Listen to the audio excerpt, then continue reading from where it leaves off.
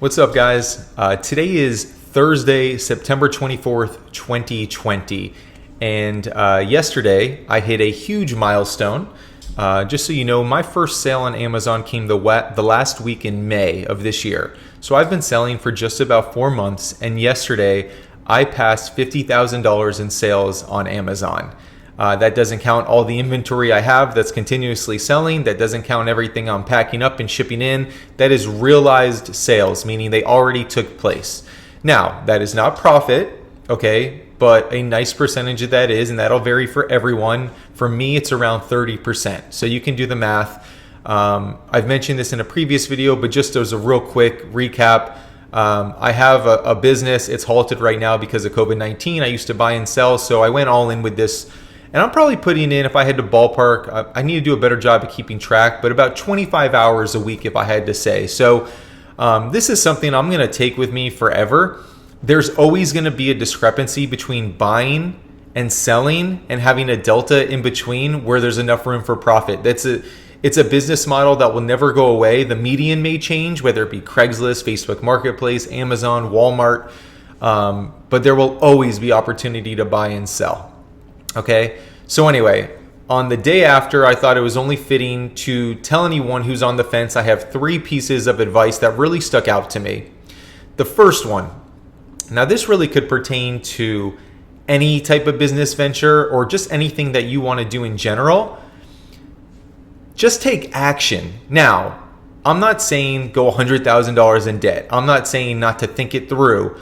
But you don't need to have every I dotted and T crossed and have a 20-page business plan to sell on Amazon or e-commerce in general.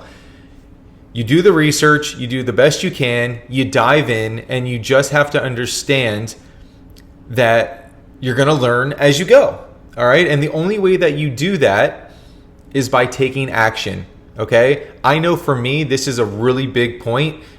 You only regret the things you don't do. And my biggest fear in life is being older and looking back and regretting things I didn't do. Okay? That's my biggest fear in life. Now, I'm not saying that Amazon is that huge of a thing, but if it's scratching at you, like, you really don't have much to lose. So jump in there. All right? Which leads me to my second point is that you are going to make mistakes. Anything that you do that's worth doing, you're going to make mistakes. As a whole in society, I think we have a horrible connotation with failure. I'm not even just saying this to be cliche or because I've heard this, but failure is great.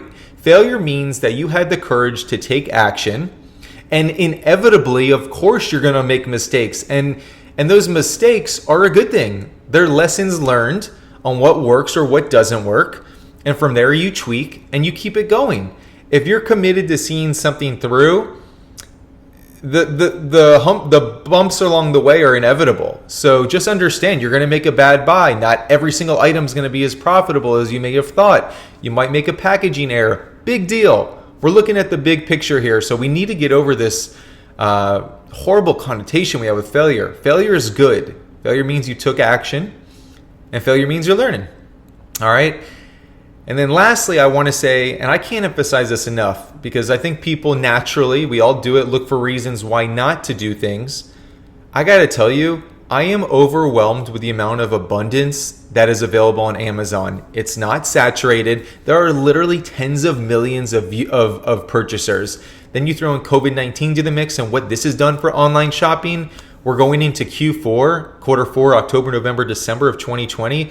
This is projected to be the largest e-commerce quarter in history because online commerce has amplified tremendously. And then you add that with all the new shoppers and the new people that realize the benefits of shopping online, not to mention retail stores are going to be closed.